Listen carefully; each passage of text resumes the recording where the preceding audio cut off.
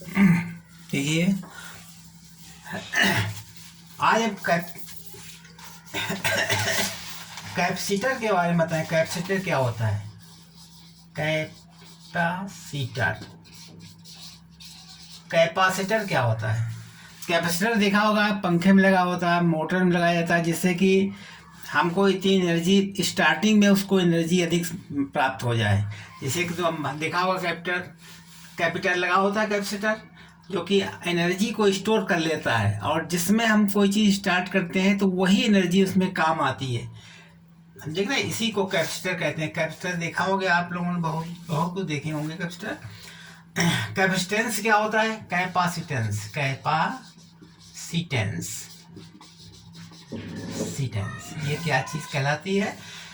Capacitor एक charge given to the conductor, एक प्रकार की कंडक्टर होता है, जिसको हम चार्ज देते हैं। Charge giving in a conductor, हम कंडक्टर को इस चार्ज देते हैं। और ये कैसे होता है? Directly proportional to the increase in potential. Conductor to directly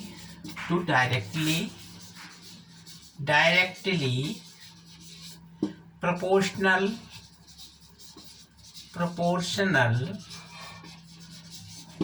to potential।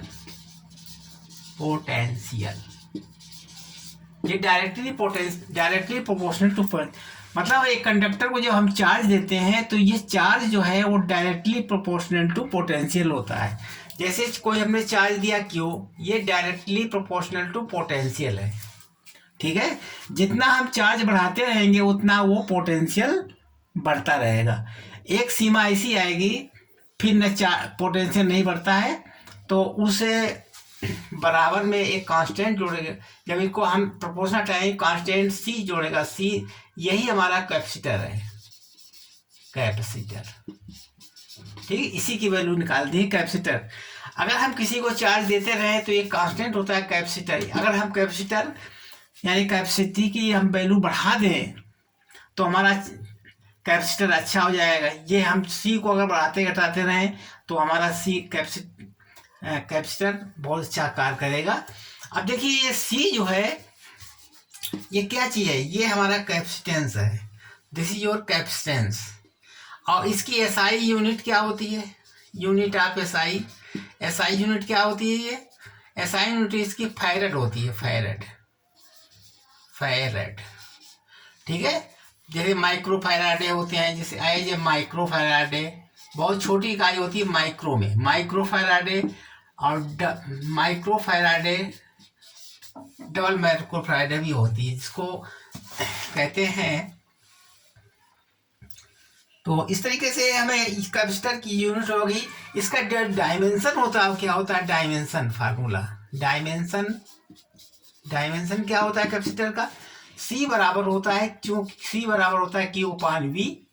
C बराबर निकालेंगे Q अपान V, और Q अपान V। V होता है विभवांतर, जो पोटेंशियल होता है वर्क अपान W अपान Q भी होता है। पोटेंशियल किसके बराबर होता है? W अपान Q, क्योंकि W बराबर होता है V इंटू क्यू होता है, जानते हो। W बराबर होता है V इंटू क्यू, तो V बराबर हो जाएगा W अपान Q। इसका हम डायमेंशन कैसे ज्ञात करें? पहले इसके छोटे रूप में बदलते रहेंगे। अब देखिए, इसमें हो जाएगा Q ऊपर चले जाएगा तो Q स्क्वायर अपान W हो जाएगा। ठीक है, Q square upon W।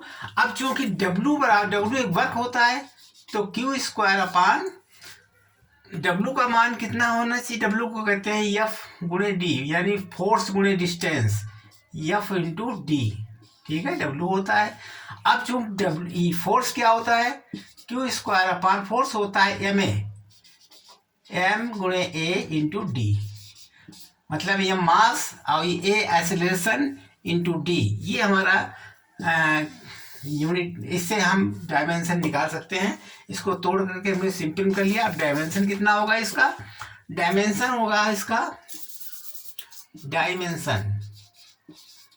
Dimension कितना हो जाएगा इसका? देखिए, Q बराबर IT होता है, IT, तो हो जाएगा IT टी का whole square upon M A और डी। इसकी हमें लिखिए यूनिट लिखेंगे। आई का तो होता है एम्पियर, एम्पियर होता है ये एम्पियर स्क्वायर, टी का होगा T square upon M, M होता है एम, और ए का होता है एल टी की घात -2, त्वरण होता है, आइसोलेशन होता है, आइसोलेशन का जानते हो। डी को हो गया एल, तो हमारी इसका डायमेंशन क्या हो जाएगा। अब देखिए ऊपर हो गया, एम ऊपर चला जाएगा, एम की पावर जी, एम की पावर -1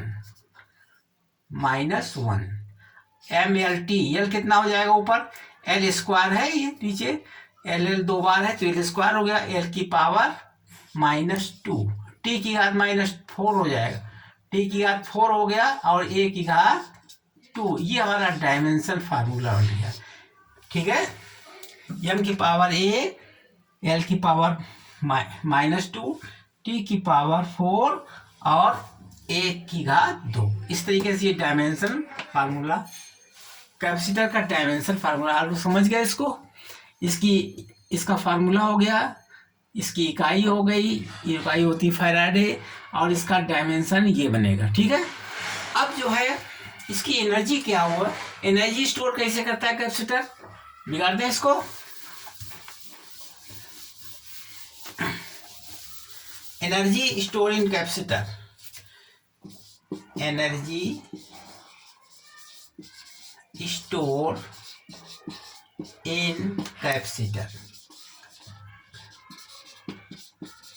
एनर्जी कैसे स्टोर करता है कैपेसिटर। अब देखिए एनर्जी U बराबर होता है हाफ CV², ये आप जानते हैं, एनर्जी होती है हाफ CV², मतलब वोल्टेज का हाफ CV²। अब देखिए हाफ CV² में, अब तुम जानते हो, इसको चेंज कर लीजिए, हाफ ये भी हो सकती है, क्योंकि C बराबर होता है Q/V होता है, और Q बराबर किसके हो जाएगा, Q बराबर C × V ये होता है Q की वैल्यू, और V की वैल्यू कितनी हो जाएगी, V बराबर होगा Q/C, V ना चला जाएगा, Q/C ये मान आ सकते हैं दोनों, Q और V हमने निकाल दिया। Q बराबर होता है C × V और V बराबर हो जाएगा Q/C, वैल्यू रख दीजिए। अब यहाँ पर हम C ऐसे दिए, V की वैल्यू रखो Q² / C², Q/C² हो गया 1/2C। अब C कैंसिल हो जाए, Q² / C, ये हमारा एनर्जी निकला, एक वैल्यू एनर्जी निकली, एक वैल्यू ये एनर्जी की है। एक और निकाल लीजिए हम, जिसमें कि C ना आने पाए, तो U बराबर हो जाएगा हाफ। अब C बराबर कितना हो गया, C बराबर Q/V होता है, Q/V × V², तो U बराबर हो जाएगा 1/2, V से स्क्वायर कट गया QV। ये इस पर इन 3 रूपों में एनर्जी हमारी प्रयोग, तीन फार्मों में एनर्जी आती है कैपेसिटर में स्टोर होती है एनर्जी, वो इन 3 रूपों में होती है, कोई एक रूप आ सकता है एनर्जी स्टोर इन कैपेसिटर। अब देखिए इसमें बिगाड़ दें। अब कैपेसिटर कितने प्रकार के होते हैं, एक होता है parallel plate conduction, parallel plate condenser, और दूसरा, एक तो पैरेलल प्लेट के, दूसरा आता है spherical shell condenser, spherical shell plate condenser sir. ठीक है, एक तो स्फेरिकल में हो गया, spherical capacitor, spherical capacitor.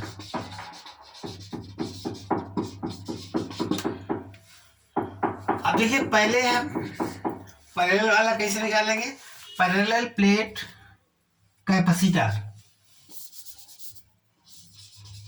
Capacitor कहलाता है।